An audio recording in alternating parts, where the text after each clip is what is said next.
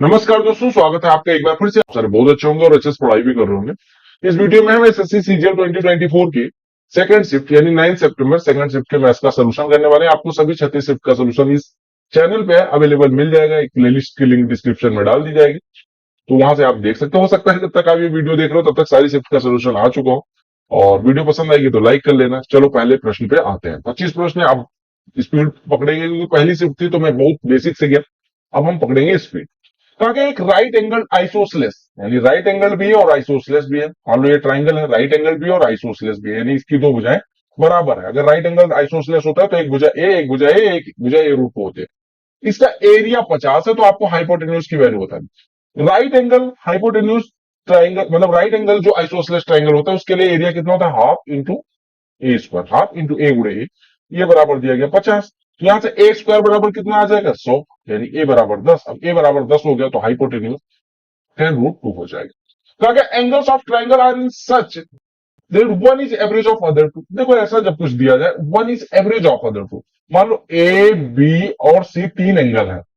अब कहा कि एक जो है यानी ए, बी और सी का एवरेज है, यानी ए बराबर B plus C by two. ऐसा कह सकते हैं, यानी हम कह सकते हैं बी प्लस सी बराबर 2a, राइट। और आपको पता है त्रिभुज के तीनों कोण, ठीक है, त्रिभुज के तीनों कोण का योग कितना है? 180 अंश, यानी ए प्लस बी प्लस सी बराबर 180 अंश। तो हम यहां से बी प्लस सी की जगह पे क्या रख सकते हैं? बी प्लस सी की जगह पे क्या रख सकते हैं? 2a, यानी कि 2a प्लस ए, फिर ए बराबर 180, यानी ए बराबर 60 अंश। तो आपसे कहा गया कि एंगल कितने होंगे, तो देन द एंगल 60, तो एक 60 हो जाएगा। और कहा गया one is average of other two. कहने का मतलब क्या हुआ कि अगर b प्लस सी बराबर 2 ये करें, ऐसे हम कह सकते हैं a प्लस बी बराबर 2c, यानी कि कोई भी दो कोण लेंगे वो बाकी दोनों का एवरेज होगा। ऐसे हम कह सकते हैं a प्लस सी बराबर 2। तो अगर ऐसे कहें तो हम यहां से कह सकते हैं a b c तीनों बराबर हो जाएंगे, क्योंकि a प्लस बी बराबर 2c, यहां से c बराबर 60 अंश, यहां से a प्लस सी बराबर 2 भी करेंगे तो b बराबर 60 अंश। तीनों कोण बराबर, तो 60 अंश 60 अंश 60 अंश। ये पता नहीं क्या कॉपी हो गया, इसको छोड़ो, ठीक है। तो आगे एक सर्कल से जिसकी रेडियस इतनी है, एक सेक्टर जिसकी आर्क की लंबाई इतनी है काटा गया, तो आपको एरिया ऑफ दिस सेक्टर है। देखो आपको पता है 2 पाई आर जब आर्क की लंबाई होती है तो वहां एरिया होता है पाई आर स्क्वायर। ये बेसिक, अगर एक सर्कल है तो उसकी आर्क की लंबाई पूरा परिधि, वो कितना कोण, वो कितना एरिया कवर करता है? पाई आर स्क्वायर। यहां से हम कह सकते हैं 1 यूनिट r/2 एरिया को कवर करता है, यानी हम कह सकते हैं 1 यूनिट r/2 एरिया को कवर करता है। अब हमने कहा कि यहाँ पे आर की लंबाई 11 है, तो अगर 11 यूनिट होता तो 11 r/2 को कवर करता है, यानी 1 यूनिट चाप की लंबाई है तो r/2 एरिया को कवर करेगी। तो 11 यूनिट है तो 11 r/2। अब आर भी पता है आपको और 11 तो 11 पता ही है, यानी कि 11 गुणे 15.75 और बटे 2 आपका एरिया हो जाएगा। तो 2 से काटेंगे तो 5.5 हो जाएगा। 5.5 गुणे 15.75 करना है। तो आप कहेंगे इसको कैसे सॉल्व करेंगे? अब कुछ लोग क्या काम गलती करेंगे जो मैंने अभी करी। आपको क्या काम करना है, पहले 11 से मल्टीप्लाई करो फिर 2 से डिवाइड करो। तो 11 गुणे 5 55, 11 सत्ती 77 और 5 82, 11 पचे 55 और 8 63, 11 के नाम 11 6 17, और इसके बाद दशमलव लगा दो और बटे में 2 लिख दो। तो 2 से डिवाइड करोगे तो 2 8 16, 2 6 12, 2 6 12, 6 2 5 आपका आंसर हो जाएगा। तो ये याद रखना कि 1 यूनिट से r/2 एरिया कवर होती है।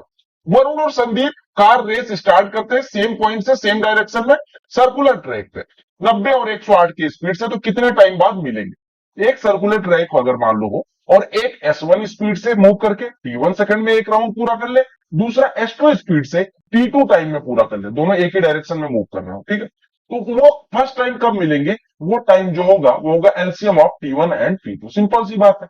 हमसे कहा गया यहाँ ट्रैक की लंबाई 1.635 किलोमीटर है, राइट। एक को टाइम लगेगा 90 की स्पीड से 1.635 बटे 90, दूसरे को मिलेगा लगेगा टाइम 1.635 बटे 108। अब आपको पता है कि ये टाइम T1 है, ये टाइम T2 है, तो फर्स्ट टाइम कब मिलेंगे?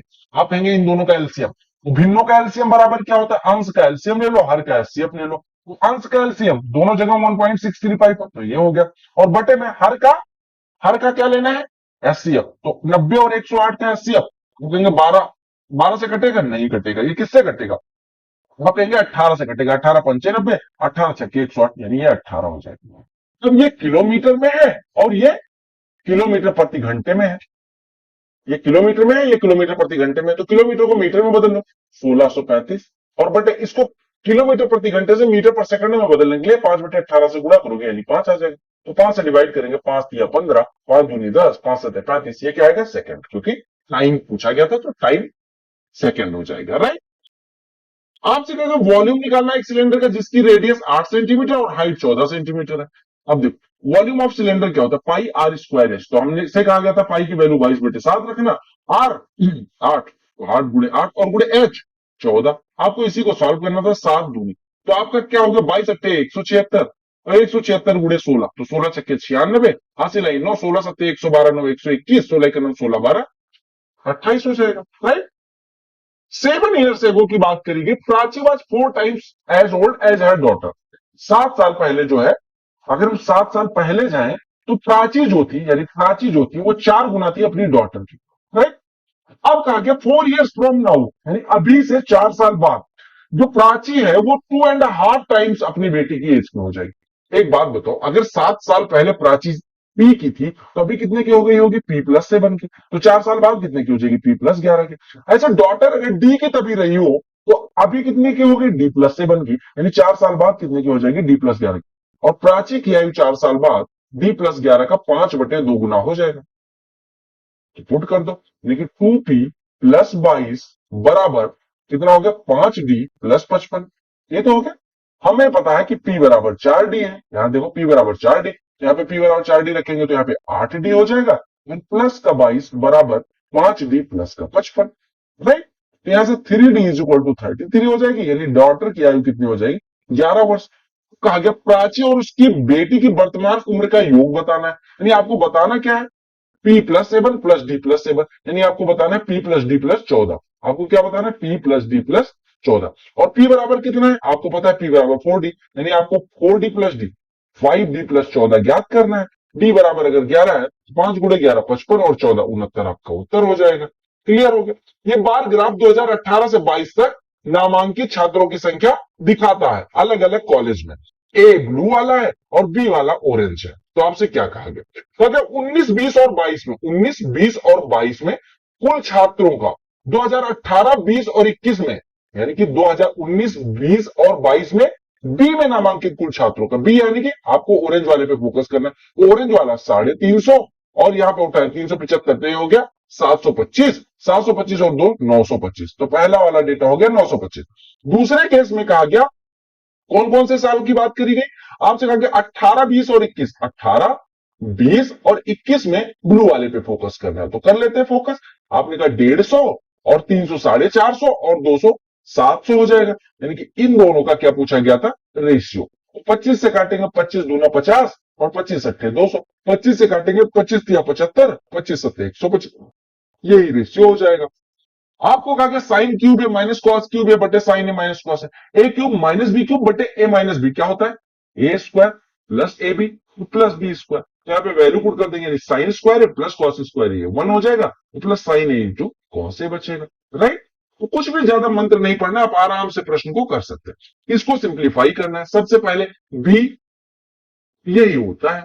बोर्ड मास का फॉर्मूला आपको पता है, सबसे पहले ब्रेकेट फिर ऑफ फिर डिवीजन, फिर ये आपको पता है लाइन मतलब लाइन ब्रेकेट फिर ब्रेकेट फिर ऑफ फिर डिवीजन फिर मल्टीप्लीकेशन एडिशन एंड सब्ट्रैक्शन। यहाँ पे कहीं ऑफ नहीं है तो केवल DMAS लगना है। तो यहाँ पे डिवाइड करेंगे 0.7, यानी लिखा 21 माइनस 0.7 प्लस 3.9 गुणे 4। अगर 29 गुणे 39 गुणे 4 होता तो कितना होता, 4 चौको 160, 4 घट जाएगा 156, यानी आपका कितना हो जाएगा 1.56 और प्लस 0.9।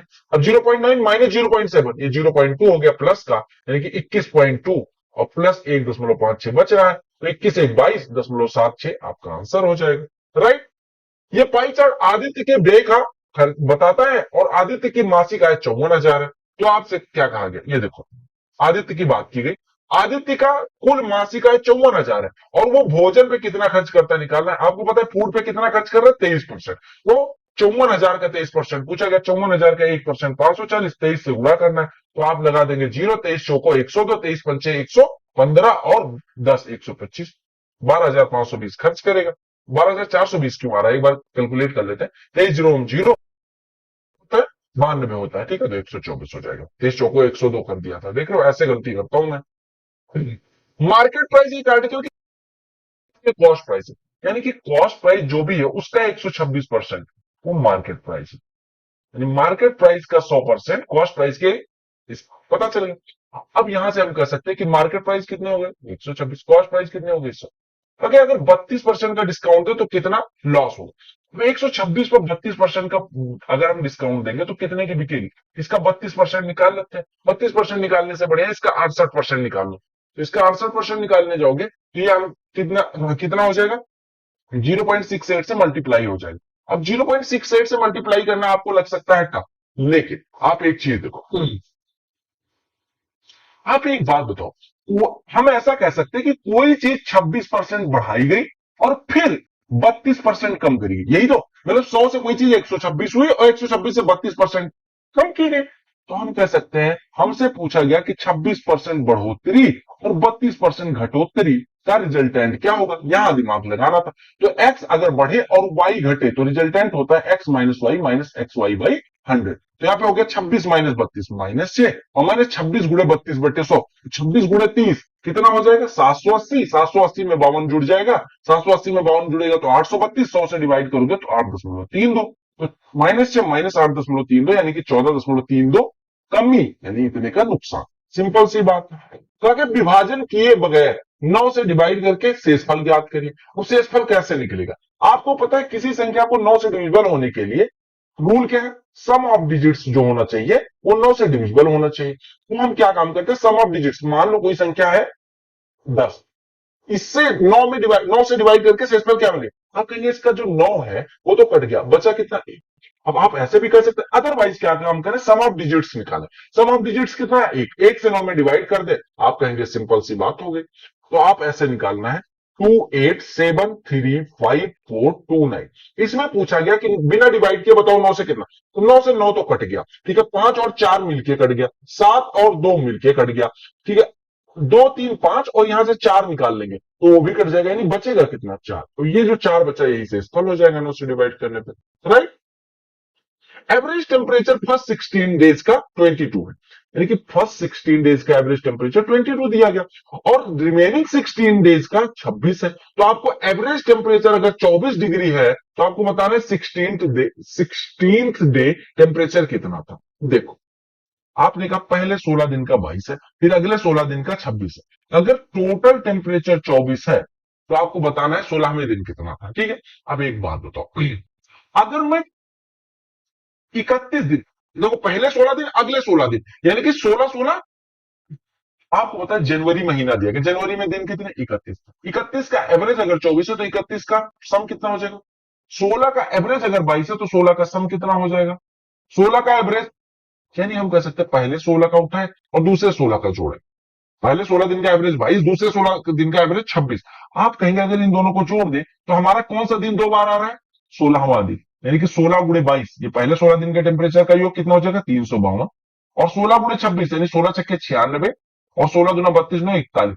ये अगर दोनों जोड़ेंगे तो 768 जो आएगा ये इतना तो होगा ही होगा, प्लस 16वें दिन का टेम्परेचर होगा, क्योंकि पहले 16 दिन उठा और लास्ट के 16 दिन, यानी 16वां दिन 2 बार आ जाएगा अगर जोड़ देंगे। और ये हमारा 31 दिन का, यानी 16 16 32 दिन का टेम्परेचर, तो 32 दिन का क्यों हो रहा है, क्योंकि 16वां दिन 2 बार आ रहा है। तो हम कह सकते हैं कि 768 बराबर 24 गुणे 31, 24 गुणे 30 720 और 24 जोड़ देंगे 744 प्लस 16th डे का टेम्परेचर। यहां से 16th डे का टेम्परेचर कितना हो जाएगा, 768 में से 44 घट जाएगा, 24 हो जाएगा, सिंपल सी बात है, ठीक है। तो आगे सी एक सर्कल हो, सेंटर ओ हो, पी एक्सटर्नल पॉइंट हो सी के, एक सी सर्कल है, ठीक है, पी कोई इंटरनल पॉइंट है, पी और पी भी दो टेंजेंट खींची गई, ये पी ए मान लेते हैं और ये पी बी मान लेते हैं, पी ए मतलब पोस्टल असिस्टेंट, ठीक है, पी ए और पी बी खींची गई है।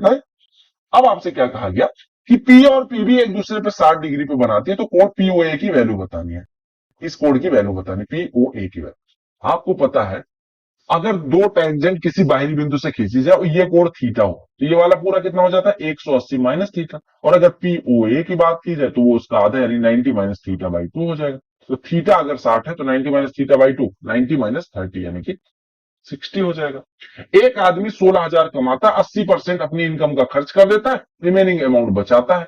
अगर उसकी देखो 16,000 कमाता था, ठीक है, 80% वो खर्च कर देता है, यानी कि 12,800 खर्च कर देता है, यानी बचाता कितना 3200 बचाता है। ये हो गई इनकम, ये हो गया एक्सपेंडिचर, ये हो गया सेविंग। अब कहा गया अगर उसकी इनकम 20% से बढ़ जाए, इनकम बढ़ी 20% से यानी कि 3200 इनकम बढ़ गई, राइट। एक्सपेंडिचर 10% से बढ़ा यानी कि एक्सपेंडिचर 1280 से बढ़ा, यानी कि सेविंग इतनी तो होगी ही होगी। जब इनकम ज्यादा बढ़ी है और एक्सपेंडिचर कम बढ़ा है तो हमारा सेविंग बढ़ेगी। कितने से? 3200 माइनस 1280। अगर 3200 में से 1200 घटा दें 2000 बचता है, 80 उसमें से और घटा देंगे यानी 1920 बढ़ी। यानी सेविंग जितनी थी उससे 1920 बढ़ गई। आपको पता है कि 3200 का 10% 320, तो 1900 यानी 320 हो गया 10%, तो 1920 इसका 6 गुना है तो ये कितना हो जाएगा? 60%। यानी वो कितना बड़ा? सेविंग कितनी बड़ी? 60%, राइट। अब कहा गया प्रेजेंट में एक जो है वो 3 गुना है बी का, ए जो है वो 3 गुना है बी का, और सी कहा गया 5 साल ज्यादा है बी से, सी 5 साल ज्यादा है बी से। कहा गया ए बी सी का योग अगर 75 हो तो आपसे कहा गया कि बी की 5 साल पहले आई यानी बी -5 और ए की 3 साल बाद की होगी यानी A+3, इसका रेशियो निकाल।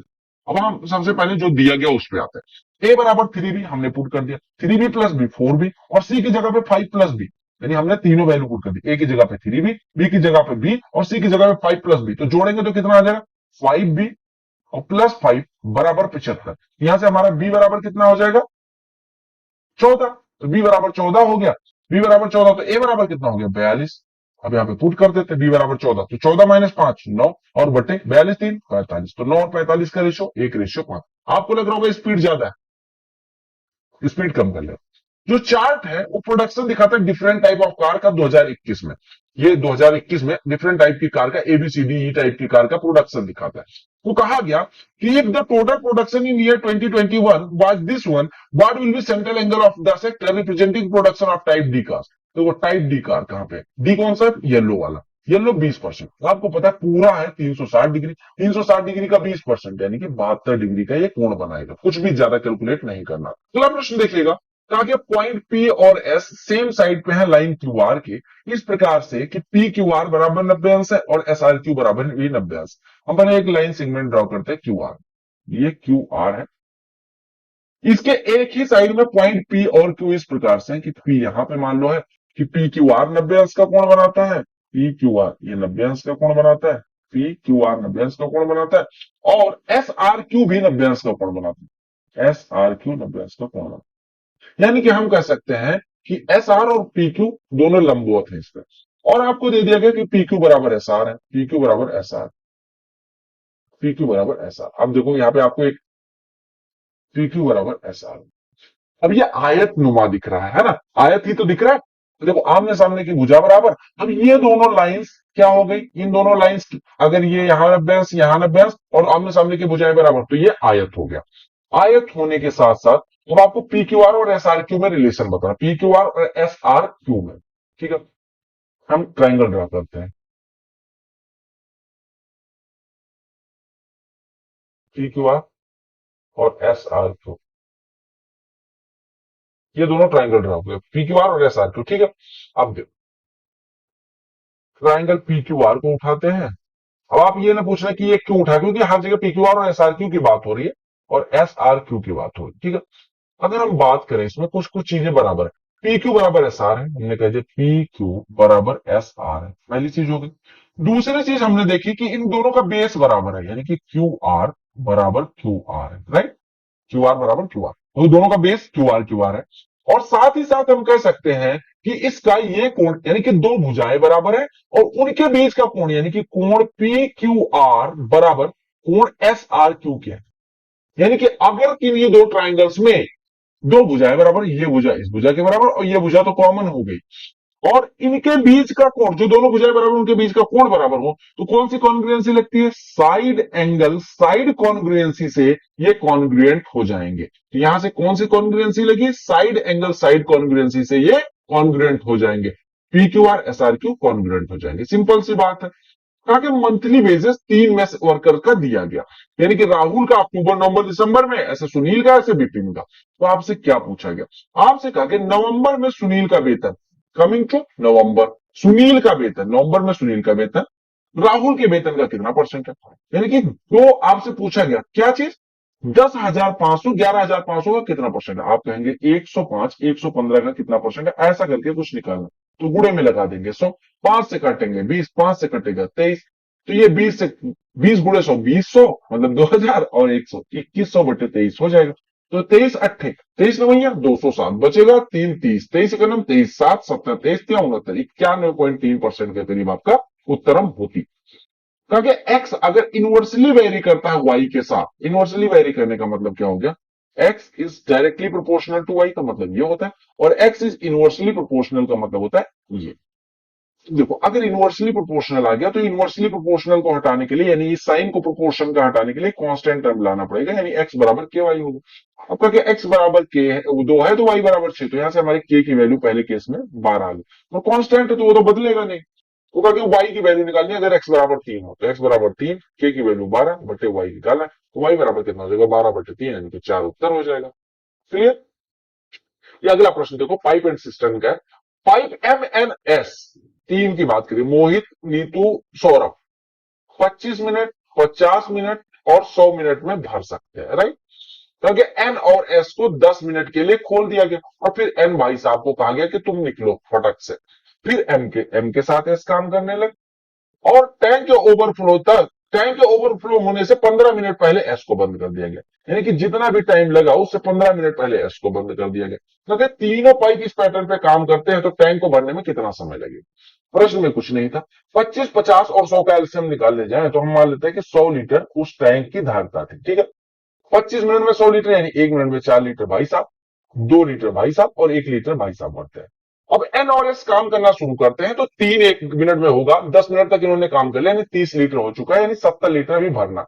70 लीटर जब भरना रह गया तो एन भाई साहब को कहा गया चलो निकलो पहली फुर्सत। अब एस और एम भाई साहब आ गए। एस और एम भाई साहब की रीति कुछ इस प्रकार से दी गई कि एस ओवरफ्लो होने से 15 मिनट तक पहले तक भरते हैं। मान लेते हैं एक्स मिनट में एस और एम भरते तो एक्स मिनट में भर जाता, यानी कि एम तो एक्स मिनट तक काम करेगा but S x minus 15 minute तक काम करेगा, यानी एस एक्स माइनस 15 मिनट में कितना भर देगा, एक्स माइनस 15 लीटर, और एम 4 लीटर पर मिनट भरते हुए एक्स मिनट में कितना भर देंगे 4, इतने टाइम में ये जो 70 लीटर बचा था ये भर गया, राइट। आपको दिख रहा है सब कुछ, ठीक है। अगर दिख रहा है तो बहुत अच्छी बात है, ऐसा नहीं मतलब मैं आपकी आंख पे नहीं वो कर रहा हूं। तो यहां से हमारा हो गया 5x बराबर 85 यानी x बराबर 17। तो आपसे कहा कि टंकी कुल कितनी देर में भरी, तो आपने कहा कुल कितनी देर में भरी वो छोड़ो, 10 मिनट इधर लगा था और 17 मिनट इधर, तो टोटल 27 मिनट लगा, बस काम खत्म हो गया इन भाई साहब का। आपको सेक टी की वैल्यू बतानी, आपको पता है कि सेक टी बराबर होता है या सेक स्क्वायर टी बराबर होता है 1 प्लस टेन स्क्वायर टी, तो सेक टी क्या हो जाएगा 1 प्लस टेन स्क्वायर टी का वर्गमूल, यानी 1 प्लस 1/9 यानी 10/9 का वर्गमूल, तो रूट 10/3 हो जाएगा। सिंप्लीफाई करना है तो A cube plus B cube plus C cube minus 3abc बटे में A square plus B square plus C square minus A B minus B C minus C. आपको पता है A cube plus B cube plus C cube का formula क्या होता है, A plus B plus C into A square plus B square plus C square minus A B minus B C minus सी, ये तो होता है। अब अगर इसको इसी से डिवाइड कर दिया तो बचेगा कितना, ए प्लस बी प्लस सी, तो पुट कर दो 8.3 9.2 17.5 17 से 23 और 1 24 23.5 और 0.1 23.6 हो जाएगी। अब देखो ये देखो 5,000 की राशि 3 वर्षों के लिए 15% साधारण ब्याज पर ली जाती है, और 8,000 की अन्य राशि 4 वर्षों के लिए 12% प्रति वर्ष की साधारण ब्याज दर पर ली जाती है, तो भुगतान किए गए ब्याज का धनात्मक अंतर। तो पहले केस में 15% की रेट से 3 साल का यानी कि 45% राशि 5,000 पे उधार करने के लिए मतलब ब्याज के रूप में चुकाई गई। तो 5,000 का 45% कितना हो जाएगा 2,250, पहले केस में 2,250। दूसरे केस में 4 वर्ष में 12% की रेट यानी 48% पे किया गया, किसका 8,000, 8,000 का 50% हो गया 4,000, 2% 2% आपका 160, तो 4,000 में से 160 घटेगा तो ये कितना हो जाएगा 3,840। अब ये इन दोनों का डिफरेंस पूछा गया, तो ये 1,600 बचता, अगर ये 50 होता 1,600 से 10 और कम कर दो 1,590 आपका डिफरेंस आ जाएगा, राइट। ये प्रश्न देखो, माधव ने 42,000 की कोई वस्तु खरीदी 20% लॉस पे बेची, 42,000 की खरीदी 20% लॉस पे बेची, कहा कि कितने में खरीदा, खरीद with what amount he purchase another item and sold it at a gain of 30%, what is overall gain. देखो 42,000 का खरीदा 20% लॉस पे बेचा, मान लो 100 का खरीदा होता, 100 का खरीदा 20% लॉस पे बेचा यानी 80 का। अब 80 उसके पास है, 80 पे फिर 30% का फायदा कमाता है यानी कि 24 का फायदा, यानी 104 का भी था। 100 की खरीदी गई वस्तु अगर 104 की बिकती है तो 4% का फायदा, यानी इस ट्रांजेक्शन में उसका 4% का फायदा होने वाला है। यहाँ पे 42,000 था तो 42,000 का 4% कितना होगा, 42,000 का 1% 420, तो 4% हो जाएगा 1680। ऐसे कहें, या फिर आपको जैसा मैंने बताया लॉस मतलब 20% कमी और 30% का फायदा, यानी हम किसी चीज को पहले 20% कम करते फिर 30% बढ़ाते, तो रिजल्टेंट क्या होता है, 30 - 20 - 30 × 20/100 यानी कि 6। तो 30 - 26 4% पॉजिटिव आया यानी कि वृद्धि, तो 4% मतलब 4200 का 4% 1680 हो जाएगा।